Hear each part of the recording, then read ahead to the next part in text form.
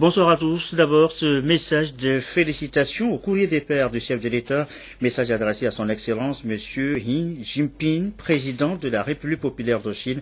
C'est à l'occasion de la fête nationale de ce pays. Le chef de l'État, Faure Gnassingbé, écrit en substance à son homologue chinois. En cette circonstance mémorable, je voudrais vous renouveler mes ardents vœux de santé, de bonheur pour vous-même et pour votre famille, ainsi que ceux de paix, de prospérité croissante pour le peuple chinois. Il me plaît également de saisir l'heureuse opportunité qu'offre ce jour de souvenir pour la Chine, pour me réjouir de la qualité des liens historiques d'amitié et de coopération qui existent si heureusement entre nos deux pays et vous réaffirmer mon engagement à œuvrer davantage avec vous à leur consolidation, à leur diversification pour le plus grand bonheur de nos peuples, écrit donc le président de la République à son homologue chinois. La phase de croisière donc entamée à en croire le Premier ministre pour le projet d'appui à la gestion des ressources humaines en santé du médicament. Le comité de pilotage revoit ses priorités pour les 2 années à venir, des priorités déclinées ce matin en séance de travail présidée justement par le chef du gouvernement, Edem Soussou. 4e réunion du comité de pilotage du projet d'appui à la gestion des ressources humaines en santé et du médicament. Une séance présidée par le Premier ministre Célia Godia Oumezounou. Encore 2 ans et ce projet, financé à plus de 5 milliards de francs CFA par l'Agence française de développement, va arriver à terme. Pour mieux renforcer le système sanitaire au Togo, le projet avait ciblé 2 piliers essentiels, les ressources humaines et le médicament. Après 3 années d'activité, l'on est à 54% de consommation du budget avec des résultats jugés ici satisfaisants. Il est question aujourd'hui d'amorcer une phase de réorientation du projet. On va plus financer les institutions de formation, c'est-à-dire les écoles de formation, l'ENAM à Lomé, à Kara, l'école des sages-femmes à Lomé et à Kara, l'école des auxiliaires médicaux à Sokodé, où on fera sur le reliquat aujourd'hui qui est de à peu près 2,5 milliards sur le projet pour les 2 ans à venir, pour 50% à peu près, pour 1,2 milliard, et ces écoles qui vont avoir à construire des nouvelles amphis, de nouvelles salles de cours, on va en réhabiliter d'autres, on va les équiper tant en matériel informatique et pédagogique, mais également on va acquérir du matériel roulant pour ces écoles. Il y a également l'ouverture dès la semaine prochaine d'une nouvelle filière à l'École nationale des auxiliaires médicaux, et une filière qui s'appelle licence en auxiliaire de pharmacie. Nous sommes aujourd'hui aux côtés du gouvernement dans ce comité de pilotage pour prendre les meilleures orientations possibles et obtenir des résultats à échéance d'1 an et demi, donc c'est quand même très ambitieux. L'ensemble des parties ont travaillé sur le terrain. Je pense qu'il y a aujourd'hui des acquis importants. Et tout l'objectif d'un comité de pilotage comme celui-ci, c'est de transformer l'essai et de pouvoir ensemble montrer aux populations des résultats en matière de santé, en matière de gestion des médicaments. Le Premier ministre a réitéré aux bailleurs de fonds et aux acteurs du système sanitaire l'engagement du gouvernement togolais à toujours répondre aux besoins de santé de sa population. Merci tous d'avoir répondu à cette invitation et de continuer donc à accompagner ce projet qui est un projet important pour nous, qui intervient dans le cadre de l'amélioration des ressources humaines avec un appui soutenu et constant de l'Agence française de développement que nous remercions ici au passage. J'ai eu beaucoup de rencontres avec les responsables de l'AFD sur ce projet qui a pris un certain nombre de retard à raison d'un certain nombre de difficultés de mise en œuvre de certains secteurs de ce projet. Mais je pense que avec les différentes rencontres que nous avons eues, avec le redressement d'un certain nombre de points qui faisaient problème, nous sommes aujourd'hui à une phase de croisière, si j'ose dire, où le projet peut évoluer. Nous pouvons même, je le pense, rattraper les retards que nous avons connus, mais nous aurons l'occasion d'échanger sur tous ces sujets. Ces 3 dernières années ont été consacrées essentiellement à la réalisation d'un certain nombre d'activités qui ont contribué à la réforme institutionnelle du secteur de la santé, à l'organisation du système national d'approvisionnement pharmaceutique avec la CAMEC Togo. À cela s'ajoute l'attribution de bourses de spécialisation et l'intégration du dispositif LMD dans la formation initiale des personnels paramédicaux. En gros, du financement, de la formation, de l'équipement en matériel et en infrastructure, des priorités qui s'intègrent parfaitement dans la vision globale Togo 2030. Et il y a ce volet qui nous intéresse précisément ce soir, le 4e sous-système. Le centre d'intérêt ici, eh bien, c'est l'économie et la technologie. Quels en sont les grands axes pour relever les défis? Nous posons la question des éléments de réponse. Aliou Urotitri, Charlotte Moussimi. La sécurité alimentaire et nutritionnelle, la réduction de la pauvreté et la création d'emplois décents, notamment pour les jeunes, demeurent les principales priorités pour le gouvernement togolais. Malgré les efforts consentis, que ce soit dans l'agriculture, l'industrie, le commerce, les secteurs privés, publics et autres, le Togo peine à émerger. Il faut alors enclencher la transformation structurelle de l'économie togolaise, en particulier celle des ressources naturelles et produits agricoles. L'enjeu est de taille. Qu'est-ce que nous produisons? Comment est-ce que nous le produisons? Et qu'est-ce que ça génère comme argent, comme richesse, comme ressources pour notre pays? Et comment cette richesse est redistribuée? Parce que c'est la redistribution, c'est la réallocation de la richesse cumulée qui permet de sortir de la pauvreté et de parler d'émergence. Les politiques nationales et stratégies de développement déjà existantes ont balisé la voie. Les efforts doivent se poursuivre. Nous devons travailler à la mobilisation des ressources, privées comme publiques.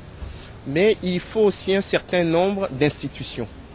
Et ces institutions permettent la bonne gouvernance. Et enfin, il faut de bonnes politiques publiques. La politique budgétaire, la politique monétaire et les politiques sectorielles, au premier rang desquelles nous devons citer la politique agricole. Une politique agricole qui doit relever 3 défis. Le défi de la productivité, le défi de la mise ensemble des producteurs et enfin le défi de la sécurité et de la souveraineté alimentaire. Les acteurs impliqués sont appelés à réfléchir sur la macroéconomie interne et externe, le secteur privé, l'intégration régionale, le climat des affaires, l'innovation et la recherche technologique. Ceci afin d'avoir un Togo émergent d'ici à l'horizon 2030.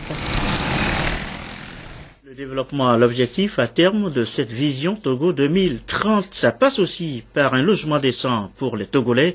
Un document est à l'étude depuis ce matin, un test qui va organiser le secteur et permettre selon les auteurs un accès, quel que soit leur revenu, à un logement décent. Les précisions de Lucassi et de Christine Petit-Kialoudé. Le diagnostic du secteur de l'habitat et du développement urbain au Togo révèle d'énormes problèmes, à savoir le développement spatial peu harmonieux des centres urbains, des logements décents rares, une production et gestion foncière non adaptée et un financement du logement difficile d'accès, entre autres. Un état des lieux qui justifie l'élaboration de la politique de l'habitat et du développement urbain, un outil de gestion et de programmation pour mieux organiser le secteur. L'urbanisation implique beaucoup de problèmes et beaucoup de défis. Le logement décent de la population, le développement des bidonvilles, une voirie urbaine qui est rare.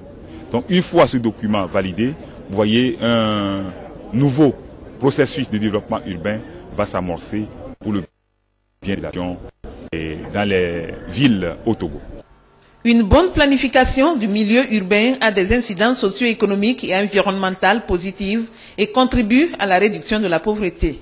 C'est dans cette dynamique que depuis 2009, le PNUD et d'autres partenaires apportent leur soutien au gouvernement pour un développement urbain harmonieux et durable.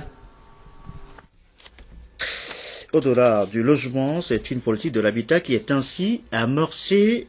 Plus de construction anarchique de nos maisons, plus d'occupation illégale des voies. Tout sera désormais planifié dans l'exploitation des espaces. D'où cette interrogation. Quel habitat pour un développement durable? C'est ce qu'on va essayer de comprendre ici, Lucassi, avec Christine Petit-Kialoudé.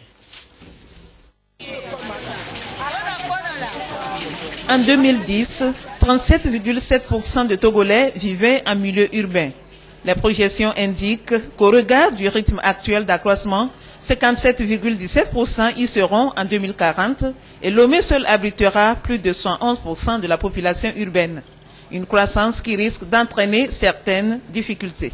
Nous sommes tous unanimes que les limites territoriales sont inextensibles. La population augmente. Et si nous ne prenons pas dès à présent des dispositions pour baliser l'occupation de l'espace à travers le territoire, nous nous trouverons un jour devant le fait accompli avec la limitation ou bien l'absence d'espace pour exercer certaines activités agricoles, préserver l'espace naturel à travers un couvert végétal conséquent et permettre à toute la population de vivre dans un cadre leur permettant d'avoir des conditions de santé, d'activité et d'aménagement conséquents. Pour toutes ces raisons, il est important d'orienter les politiques et les actions en faveur d'un développement urbain durable. Aujourd'hui, le citoyen est de plus en plus orienté vers le quart de l'eau, ce qui suppose une parcelle de 150 mètres carrés. Si, dans la réflexion, la population commence par déjà accepter des parcelles de petite taille, c'est un avantage. Nous n'avons pas encore la culture des constructions en hauteur dans notre pays. Cela permet de gagner en termes de coûts d'aménagement. Le secteur urbain est un moteur de croissance. Il contribue à la création de la richesse en vue de la réduction de la pauvreté, et ceci s'il est bien organisé. Et voilà qui nous amène à évoquer également dans la foulée ce système d'alerte précoce. De quoi s'agit-il précisément? Nous sommes toujours, vous le savez, sous la menace des inondations. Des zones non habitables sont toujours occupées par certaines familles et il vaut mieux prévenir que guérir. D'où justement ce système d'alerte précoce. Les précisions de Isidore Koubatine. Après les inondations que le Togo a connues ces dernières années, le gouvernement a pris des mesures idoines déjà en 2009 en canalisant le flux des eaux et en réduisant le risque des catastrophes. Face à la menace toujours persistante, le Togo passe aujourd'hui à la vitesse supérieure en mettant sur pied un système d'alerte précoce sur les inondations. Le système d'alerte précoce que nous allons mettre en place sera basé sur le système d'alerte précoce de la Croix-Rouge togolaise. La Croix-Rouge a mis en place des balises. C'est une observation empirique avec une sorte d'implantation de poteaux sur nos cours d'eau, aux berges des cours d'eau. Et sur la base des connaissances endogènes, on essaye de voir d'habitude à quel niveau l'eau constitue un danger pour les populations riveraines. Les ministres présents à cette rencontre ont invité les acteurs à mettre à la disposition du Togo un instrument efficace et efficient de lutte contre les inondations, un phénomène de catastrophe naturelle. La rapidité d'alerte conditionne l'efficacité de l'intervention. Donc pendant les 2 jours que vous allez vous entretenir, je souhaite que les uns et les autres puissent apporter, et échanger et donner d'eux-mêmes tout ce qu'ils peuvent pour que le système d'alerte précoce de notre pays ne soit pas un vain mot. Les documents que vous allez analyser en ce jour est un outil précieux et indispensable pour atteindre cet objectif. C'est pour cette raison que je vous exhorte vivement à valider le présent système d'alerte précoce que nous espérons inclusif et souple, axé sur les populations. Le système ici est en étude. Une fois validé, il permettra au Togo de décupler son mécanisme de lutte contre les catastrophes naturelles.